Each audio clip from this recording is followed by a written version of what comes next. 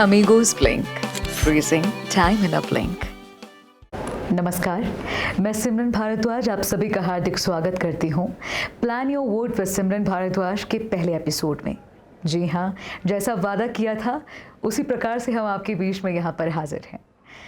आज हमारे साथ हमारे इस कार्यक्रम में जो गेस्ट होंगे वो हैं नगर परिषद मनाली वार्ड नंबर 6 से जिन्होंने पार्षद पद की दावेदारी पेश की है, चंद्रा प्रधान जी। आज उनके साथ हम विस्तृत चर्चा करेंगे कि मनाली के विकास को लेकर उनके दृष्टिकोण पर चर्चा करेंगे। तो आइए आपको रूबरू करवाते हैं चंद्रा प्रधान जी से। चंद्रा जी, अमीगोस ब्लिंक स्टूडियो में आपका हार्दिक स्वागत है। नमस्कार। सर्वप्रथम मनाली की जनता को मेरी ओर से नववर्ष की शुभकामनाएं। मैं चंद्रा प्रधान मनाली नगर परिषद वार्ड नंबर 6 से उम्मीदवार हूं।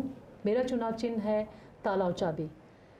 और मैं सबसे पहले इस कोरोना काल में जो अमीगोस ब्लिंक ने ये इनिशिएट किया हुआ है, मैं उसके लिए उन्हें बहुत बहुत बधाई देती हूँ और मैं उनका धन्यवाद भी करती हूँ जिन्होंने मुझे जनता से डायरेक्ट रूबरू होने का मौका दिया है। बहुत बहुत धन्यवाद सिमरन जी। जी चंद्रा जी, पहले तो आपका बहुत बहुत स्वागत है। और आज यहाँ पर जो विस्तृत चर्चा होने वाली है वो मनाली के विकास को लेकर आपके दृष्टिकोण के बारे में हम यहाँ पर जानेंगे। और इस कोरोना काल में जहाँ आपको भी अपने प्रचार प्रसार में दिक्कत आ रही है, जनता को अपने इरादों के बारे में, अपने वादों के बारे में बताने में दिक्कत आ रही है, ऐसे में हम ये उम्मीद करते हैं कि ये शो काफ़ी हेल्पफुल रहेगा। चंद्रा जी, जो मेरा पहला सवाल है वो ये है कि आप पहले भी जो है वार्ड नंबर 6 से चुनकर आई हैं। 2010 की अगर हम बात करें तो आप पार्षद पद पर जो है वो कार्य कर चुकी हैं। चंद्रा जी, 2010 के कार्यकाल की अगर हम आपकी बात करें तो उस वक्त आपने ऐसे कौन से कार्य किए हैं जिनके आधार पर एक बार फिर से वार्ड नंबर 6 की जनता आप पे भरोसा कर सकती है? मैंने 2010 में एक चुनाव लड़ा था जिसमें कि मैं फिर से वहाँ पर उस वक्त भी मैं पार्षद चुनकर आई थी वार्ड नंबर 6 के लिए। तो मैंने अपने कार्यकाल में कुछ काम किए हैं, लेकिन उस वक्त हम शायद बहुत नए थे तो हमें उतना आइडिया भी नहीं था। लेकिन जो हमने काम किए हैं, जैसे कि मैंने अपने वार्ड में सीसी करवाया है, सीसी वर्क करवाया था उस वक्त। और कुछ जगहों पे हमने ब्लॉक्स का भी काम किया था, लेकिन उस वक्त वो ब्लॉक्स के काम जो है थोड़े हमको ऐसे लगे कि वो सही नहीं हो रहे। तो हमने प्रॉपर पूरे वार्ड में, हमने किसी भी वार्ड को ऐसा नहीं करा कि कुछ पॉइंट्स, कुछ एक पार्ट छोड़ दिए हों या कुछ ऐसा नहीं करा। हमने पूरे के पूरे 1 से 7 तक अगर किए हैं तो सभी में काम बराबर में किए हैं। किसी को भी हमने कहीं पे छोड़ा नहीं है उस चीज़ को हमने। चंद्रा जी, ये तो बात रही आपकी पिछले कार्यकाल की। तो एक बार फिर से आपने जो है अपनी दावेदारी पेश की है वार्ड नंबर 6 से और आप चाहते हैं कि जनता एक बार फिर से जो है आप पे अपना विश्वास जताए और आपको विजयी बनाए। पर इस बार आगे के लिए आपने ऐसी कौन सी सोच मनाली के विकास के लिए रखी है, अपने वार्ड के लिए रखी है, पूरे मनाली की अगर मैं बात करूं उसके लिए रखी है, वो थोड़ा सा हमें बताएं कि एक पार्षद में क्या क्या गुण होने चाहिए आपके हिसाब से? मैं सबसे पहले तो मैं ये बताना चाहूँगी कि जैसे कि एक जो पार्षद है वो सबसे पहले हमारी जनता के लिए इजीली अवेलेबल हो जी। वो कहीं पर भी हो, अगर एक फ़ोन पे अगर वो वहाँ पे पहुँच जाए और वो बहुत मुझे लगता है अपने वार्ड के बीच में ही हो, ताकि जनता को कोई दिक्कत ना हो। क्योंकि कई सारी छोटी छोटी समस्याएं रहती हैं लोगों की। अभी भी जैसे मैं पिछले कार्यकाल में जो रही थी तो उस वक्त भी लोग दिन रात कभी भी वो मेरे घर पे आ जा सकते थे और मेरे घर पे आने जाने के लिए उन्हें कोई रोक टोक नहीं थी जी। और मैं बहुत इजीली अवेलेबल रहती थी। तो मुझे लगता है सबसे पहले तो पार्षद को इजीली अवेलेबल होना चाहिए जनता के लिए। और दूसरी बात, जो भी पार्षद है उसका अपना एक दृष्टिकोण होना चाहिए, अपना एक विजन होना चाहिए कि वो मनाली के लिए क्या करना चाहता है। तो मेरे माइंड में कुछ ऐसे प्लान्स हैं जिन्हें मैं एग्जीक्यूट करने की पूरी कोशिश करूँगी इन 5 सालों के अंदर। जी जी। और आगे हम इन प्लान्स को डिस्कस भी करेंगे। और इसी से जुड़ा मेरा एक अगला सवाल ये है चंद्रा जी कि इस वक्त आपके नज़रिए से, एक आम जनता के नज़रिए से, मनाली में जो सबसे विकट समस्याएं हैं, जो सबसे बड़ी समस्याएं हैं, अगर मैं कहूँ कि नगर परिषद के जो सबसे बड़े चैलेंजेस हैं वो क्या हैं? सबसे बड़े चैलेंजेस हैं इस वक्त मनाली नगर परिषद की, जैसे साफ़ सफाई है, जो कूड़ा कचरा है, और फिर एक गौसदन का है। तो जी। मैं इन दोनों के लिए भी मैं अपनी तरफ से पूरी कोशिश करूँगी। कोशिश ही नहीं, मैं इस पर पूरा पूरा इसको एग्जीक्यूट करने की और इस पर काम करने की मैं पूरी कोशिश करूंगी और मैं करूंगी इस चीज़ के लिए। जी जी। तो चंद्रा जी, जो आपने चैलेंजेस की अभी बात कही जिसमें आपने साफ़ सफाई गौ सदन को मेंशन किया, तो इसी से रिलेटेड मेरा अगला सवाल आपसे ये रहेगा कि अगर हम साफ़ सफाई की बात करें तो नगर परिषद ने हमेशा से प्रयास किए हैं, पर फिर भी हम देखते हैं कि काफ़ी जो है रिजल्ट्स जो हैं उस तरीके के नहीं होते जिस तरीके की कोशिश की जाती है। इस पर आपका क्या कहना है? ऐसा नहीं है कि हम लोग जो भी काम करते हैं, जो कई चीज़ें हैं, हमने जो अपने कार्यकाल के वक्त भी हम लोगों ने कुछ चीज़ों को एक एक्सपेरिमेंट कह सकते हैं कि हमने वो किया था जी। कि जैसे मेरे वार्ड में एक डंपर रखा था जी। मेरे वार्ड की एंट्री पे डंपर रखा था, तो उसको उठाने के लिए भी कई लोगों ने कहा कि अगर आप इसको उठाते हैं तो लोग कचरा बाहर फेंक देंगे, लेकिन हमने कहा कि चलो हम लोग ट्राई करते हैं कि हम ये कर सकते हैं या नहीं कर सकते हैं। लेकिन हमने उस डंपर को जब उठाया, आज भी वो जगह साफ़ है, कोई वहाँ पे कूड़ा कचरा नहीं फेंकता है, क्योंकि लोगों को अवेयर करने की ज़रूरत है। लोगों को अगर हम स्टार्टिंग में देखें, आप भी देखते होंगे कि शायद हम में से किसी लोग कईयों ने भी ऐसा कुछ किया है कि कचरा उठाया और अपने गली में जाकर आगे नाली में जाकर फेंक दिया या कहीं पर भी जाकर फेंक दिया। लेकिन आज हमने जब लोगों को उस वक्त हमने अवेयर करा था, तो आज हर बंदा इस चीज़ के लिए अवेयर है कि कचरा मुझे एक डस्टबिन में ही डालना है। लेकिन आज हमारे पास शायद कुछ चीज़ों की कमी रह गई है, तो उन चीज़ों को हम लोग लोगों को अगर अवेयर करते हैं हम लोग, ये कचरा हमारा सीधा गाड़ी में जाकर सीधा डंपिंग साइट पे जा सकता है। ऐसा कुछ नहीं है कि हमारी मनाली की जनता जो है वो ये नहीं कर सकती है, कर सकती है जी। करवाने वाला चाहिए, कर सकती है, ज़रूर कर सकती है। क्या बात है, ये आपने बहुत एक अच्छी बात कही कि करवाने वाले चाहिए, क्यों नहीं कर सकती। और वाकई जब मनाली नगर परिषद की बात आती है तो जिम्मेवारी दुगनी हो जाती है, क्योंकि विश्व मानचित्र पटल पर अगर मनाली की बात करें तो मनाली आया हुआ एक एक पर्यटक यहाँ से मनाली की नहीं बल्कि पूरे हिंदुस्तान की छवि लेकर जाता है। तो यहाँ की नगर परिषद कैसी होनी चाहिए इसका अंदाज़ा हमारी जनता लगा ही सकती है। चंद्रा जी, जो दूसरी बात आपने कही वो बात आपने कही गौ सदन की। गौ सदन की अगर हम बात करें तो एक जटिल समस्या हमारे मनाली के लिए ये बनी हुई है, इसके बारे में आपका क्या कहना है? मैं मनाली गौ सदन के बारे में अगर ये कहूँ तो मैं सबसे पहले तो मैं ये कहना चाहता हूँ कि जो भी जिन्होंने भी अपने घरों में गाय रखी है या पशुधन रखा हुआ है, उसे हम लोग बड़ी रिस्पेक्ट के साथ पशुधन या फिर हम गौ माता का नाम देते हैं। लेकिन मुझे ये लगता है कि अगर आप उसे गौ माता का नाम देते हैं तो प्लीज़ सबसे पहले उसकी रिस्पेक्ट कीजिए। आप अपने घरों से उसे ना बाहर छोड़िए। अगर आप अपने घरों से उन्हें बाहर नहीं छोड़ेंगे, आप उन्हें अगर एक यूज़ एंड थ्रो का अगर आप इस तरीके से कोई चीज़ सोचकर अगर उसे यूज़ नहीं करेंगे तो मुझे लगता है कि हमें गौ सदन की कोई आवश्यकता नहीं है जी। और उसमें अगर हम गौ सदन में जो समस्याएं आ रही हैं उसमें मैं ये कहूँगी कि जैसे कि बूंद बूंद से घड़ा भरता है, हम हर एक इंसान अगर उसमें अगर थोड़ी थोड़ी अगर हम कंट्रीब्यूशंस दें तो मुझे नहीं लगता कि ऐसी कोई समस्या आने वाली है। मैं आज ये प्रण लेती हूँ कि मैं अगर नगर परिषद में आती हूँ तो मैं अपनी सैलरी गौ सदन को दूंगी। जी, वाकई बहुत बड़ी बात है ये चंद्रा जी कि आपने ये सोच रखी है कि अगर आप पार्षद बनकर आती हैं तो आपकी जो सैलरी है वो आप जो है वो गौ सदन को डोनेट करेंगी। पर वहीं चंद्रा जी, सिर्फ जैसा कि आपने कहा कि बूंद बूंद से घड़ा भरता है, मात्र आपके प्रयास से तो हम ये समझ सकते हैं कि इस समस्या का कोई समाधान नहीं हो सकता। तो क्या आपके दिमाग में ऐसे कोई प्लान्स हैं जिसमें आप हमारे आसपास के सभी इलाके के लोगों को लेकर, अगर गौ सदन के संचालन को लेकर कुछ प्लान्स अगर आपने सोचे हों या कुछ इस तरह की सोच रखते हों, प्लीज़? इस पर कुछ प्लानिंग्स हैं जिसे एग्जीक्यूट करने की मैं पूरी कोशिश करूंगी जी। इसमें मुझे बहुत सारे लोगों का साथ भी चाहिए होगा। अगर मैं इस बारे में ज़्यादा अभी ना डिस्कस करके मैं आने वाले टाइम में अगर मैं इसको करके दिखाऊं तो मुझे लगता है कि वो ज़्यादा बेटर है, क्योंकि जैसे अभी बोलना बहुत इजी है क्योंकि चुनाव का टाइम चल रहा है, तो सामने वाली जनता भी ये सोचेगी कि चुनाव है इसलिए ये इस तरीके की बात कर रहे हैं। लेकिन मैं विश्वास करती हूँ, मैं कथनी में नहीं, मैं करनी में विश्वास करती हूँ, तो इसलिए मुझे करना है वो काम, इसलिए मुझे आना है और मैं करके रहूँगी। जी, वाकई काफ़ी स्पष्ट शब्दों में आपने ये बात कही है कि आप आएंगे तो आपके पास प्लान्स हैं उसके लिए।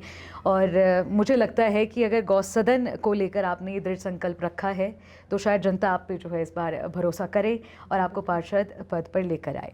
चंद्रा जी, चैलेंजेस की जब हम बात करते हैं तो ऐसा है कि मनाली में बहुत सारे चैलेंजेस हैं। नगर परिषद के लिए आम जनमानस को इतनी समस्याओं का सामना करना पड़ता है। तो इसमें अब क्या आपको एक समस्या पार्किंग भी लगती है? सिमरन जी, जैसे कि आप भी यहीं पे मनाली में ही रहते हैं, जी। तो शायद सभी को पता है कि ये सबसे बड़ी समस्या रहती है जब जी। हमारे पास टूरिज़्म बहुत ज़्यादा बड़ा हो। एक तो जैसे कि जो सीज़न टाइम होता है उस वक्त पार्किंग की समस्या बहुत विकराल रूप ले लेती है। जी। तो हमारे पास जो मनाली का जो एरिया है, जितना मनाली का एरिया है उसी के अंदर जो हमारे पास जो भी पॉसिबिलिटीज़ है, शायद हमने उन सब चीज़ों को यूज़ करा हुआ है, लेकिन कुछ एक पॉसिबिलिटीज़ को बढ़ाने के लिए हमको कुछ एरियाज़ और बाहर के एरियाज़ को हमको लेना पड़ेगा शायद। जी। लेकिन उन सब चीज़ों के बारे में भी मैं वही कहूँगी कि अगर नगर परिषद में आने के बाद इस पे काम करना जो है मेरी प्राथमिकता रहेगी। जी। तो चंद्रा जी, जैसे कि आपने कहा कि मनाली में जितनी पॉसिबिलिटीज़ हैं उनको जो है प्रयोग करके देखा जा चुका है और गुंजाइश है कि और भी इसमें जो है वो इंक्रीमेंट हो सकता है। तो क्या इस चीज़ के लिए शिमला जैसे बिजी टूरिस्ट प्लेस से हम प्रेरणा ले सकते हैं? क्या इस तरह के कुछ प्लान्स के बारे में आप सोचेंगे? जैसे शिमला अगर हम उदाहरण के तौर पर ले लें तो वहाँ पे जो पार्किंग की व्यवस्था है वो काफ़ी हमें बेहतर लगती है, तो क्या इस तरह का कुछ हो सकता है? जी बिल्कुल डिपेंड करता है, क्योंकि वहाँ का जो प्रोफाइल है और हमारे मनाली का जो प्रोफाइल है, ग्राउंड प्रोफाइल है, उसमें बहुत फ़र्क है, डिफरेंस है। तो बहुत डिफरेंस है उसमें। लेकिन जो हमारे पास जितना एरिया, फिर से मैं आपको बता दूं कि जो मनाली के बीच के जितने भी एरियाज़ हैं हम ऑलमोस्ट सभी को शायद पार्किंग के लिए यूज़ कर चुके हैं जी। लेकिन वो डिपेंड करता है कि वो किस तरीके से वो काम कर रहे हैं जी। और उस पे जो उसके डिज़ाइंस पे और मे बी उसको डिसमेंटल करके या कुछ मल्टी स्टोरीड का कुछ भी हम लोग आगे कर सकते हैं। लेकिन वो सब चीज़ें जो है वो नगर परिषद में आने के बाद मैं एग्जीक्यूट करने की पूरी कोशिश करूँगी। जी। तो पार्षद होने के नाते आपका ये फ़र्ज़ भी बनता है कि आप प्रतिनिधित्व करें हमारे शहर मनाली की समस्याओं का और आगे इन बातों को रखें, और आपने इस तरह की एक सोच रखी है, वो बहुत अच्छी बात है और शायद जनता आपकी बातें समझ रही है, ऐसा मैं उम्मीद करती हूँ। तो चंद्रा जी, अभी तक हमने बात की मनाली के कुछ बड़े चैलेंजेस की, पर मैं भी यहाँ के स्थानीय निवासी हूँ, आप भी यहाँ के स्थानीय निवासी हैं, तो कुछ चीज़ें हम पर्सनल लेवल पे एक्सपीरियंस करते हैं। तो इसमें मैं जानना चाहती हूँ कि ऐसी कौन सी मनाली की कोई ऐसी एक समस्या जो आपको लगती है, जो एक प्रॉब्लम है जिसका निदान होना चाहिए, पर उस पर आज तक किसी भी प्रतिनिधि की ना नज़र पड़ी है, ना उस पर बात हुई है, कोई ऐसी समस्या? मैंने एक चीज़ मैंने बहुत नज़दीक से शायद मैंने एक्सपीरियंस करा है।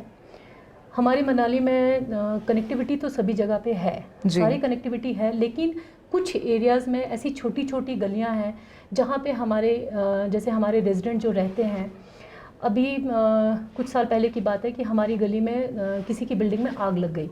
जी।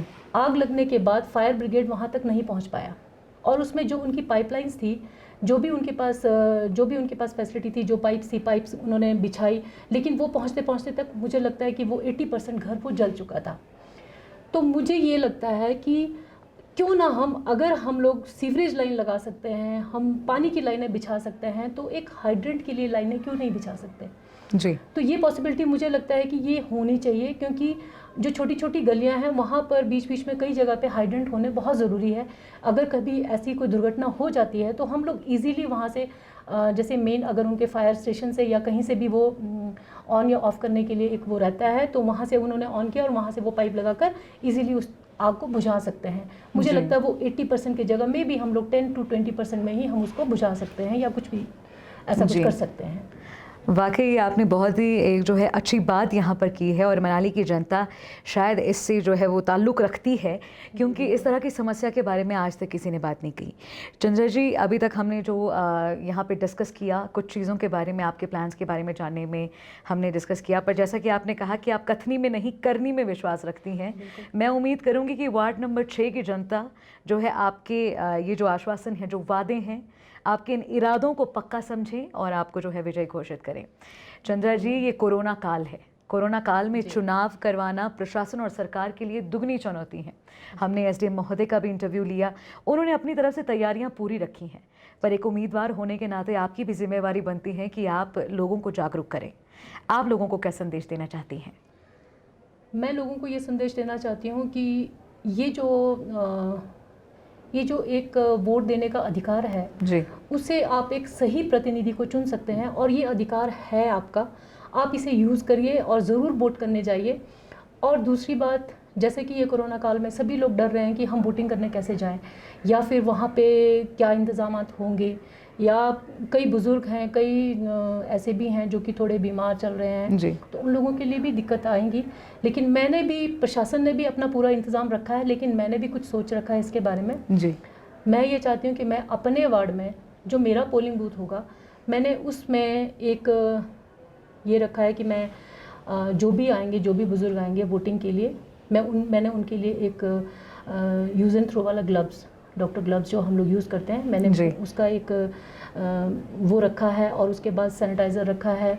मैं चाहती हूँ कि जितने बार भी ये वोटिंग मीटर को जो बटन दबाते हैं उसको एक बार वोट करने के बाद उसको फिर से सैनिटाइज़ किया जाए, दूसरा वोटर तब वोट करने जाए और वो ग्लव्स पहन कर जाए और वो ग्लव्स को वहीं पे डिस्पोज कर दे। जी, मैं ये इंतज़ाम मैं अपने वार्ड में रखना चाहती हूँ। काफ़ी बेहतरीन, और लोगों को शायद राहत इससे काफ़ी महसूस होगी कि चंद्रा जी आपने अच्छी तैयारी इसके लिए जो है वो रखी है।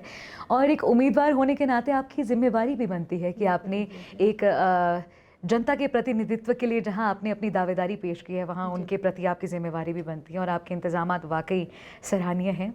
तो चंद्रा जी, आपके साथ ये बातचीत करके हमें बहुत अच्छा लगा। उम्मीद करती हूँ कि लोगों को उनके सवालों के जवाब मिले होंगे, वो आपके दृष्टिकोण को समझ पाए होंगे और वो सोच समझ कर मतदान करेंगे। आपका बहुत बहुत धन्यवाद इस खास बातचीत में हमारा साथ देने के लिए।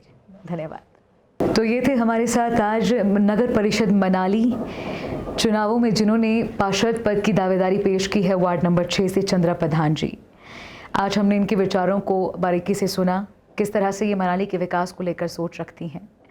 अब फैसला आपको करना है कि वार्ड नंबर 6 से आप किसे आगे चुनकर भेजेंगे।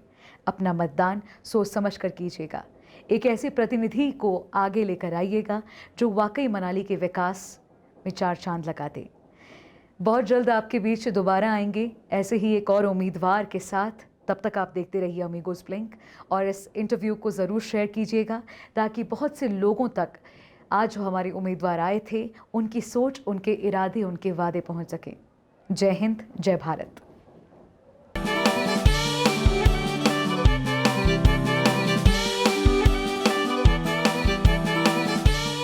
Amigos Blink, freezing time in a blink.